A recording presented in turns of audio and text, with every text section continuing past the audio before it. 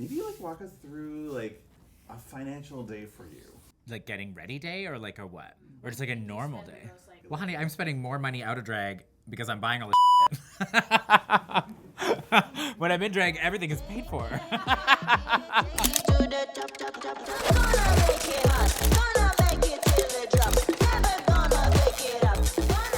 Welcome to Money is a Drag, the series where we take the mystery out of money and make it fabulous. Hello, hi, my name is Kenneth Wise, also known as Kendall Gender, and we are here hanging out in my home in Vancouver, BC. So I started drag in 2014, and it definitely was just a hobby that I was doing. Over the years, it sort of developed into a huge passion of mine. In 2017, I won Vancouver's Next Drag Superstar. I was crowned here in Vancouver, and then came along Drag Race, and drag went into this whole other stratosphere. I think having conversations about finances at a very young age honestly helped me out a lot. I think it took a little bit of the stigma around money and that sort of like anxiety that a lot of people feel. Rent is so high here. Sometimes when I travel to other cities in Canada and I talk about the rent that I have to pay here, people are like, oh my God, it sort of blows people's minds. Sometimes drag shows can even cost more, tickets cost more, restaurants cost more. It's all this kind of like melting pot of everything is expensive, and I know firsthand that it can be hard to keep your head above water.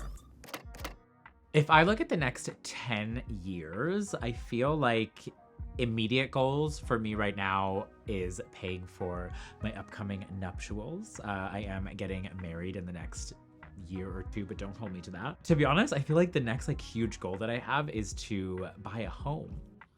Can you believe it? Who would have ever thunk? The idea of having your own home as a queer person is so valuable. I think that for a lot of us, the spaces that we create are the safety that we feel.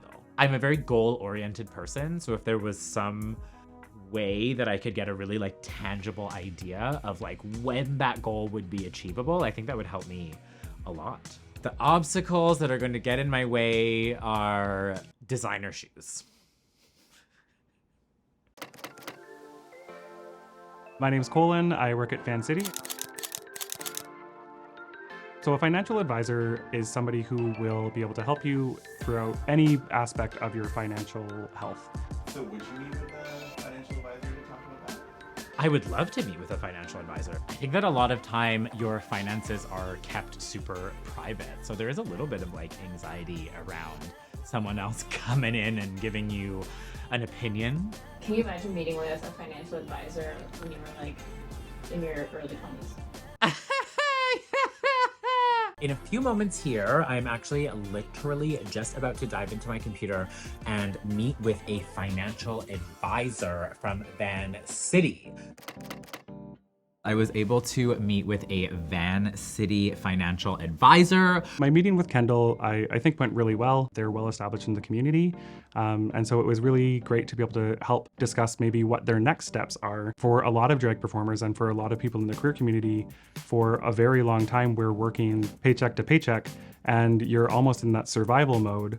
So once you're in a situation where you've got a little bit more income coming in, it can be really hard to shift out of that survival mindset.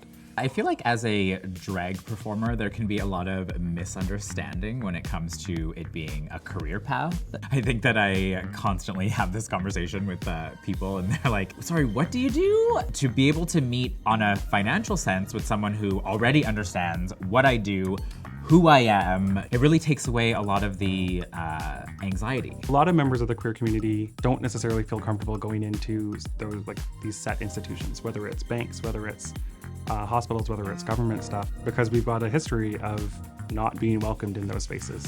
So whether it's worrying about being misgendered, whether it's about worrying about saying that your partner is the same sex as you are, there can be a lot of pain that's tied up in something as simple as just going in to go ask for help for your finances.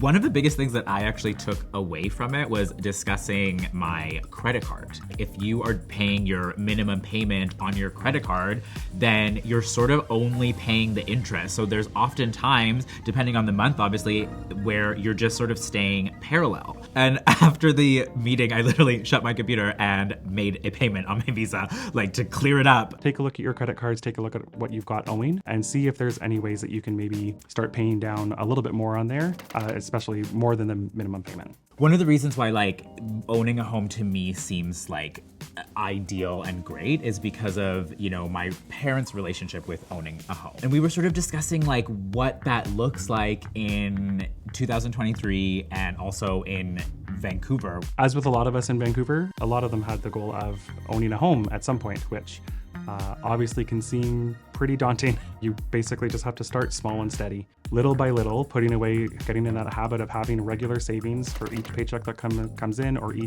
every time you get paid for a gig, whatever it may be, slowly building up those savings to put yourself in a good position to maybe have that down payment when the time comes later down the road. I feel like after the conversation, it was cool to know that like owning a house isn't the most like impossible thing in the world, but it's also not for everyone. With the right guidance, you know, with talking to someone and the right financial advisor, you really can make that decision for yourself. And it's amazing that Vancity allows a space for me to just go in and authentically be myself.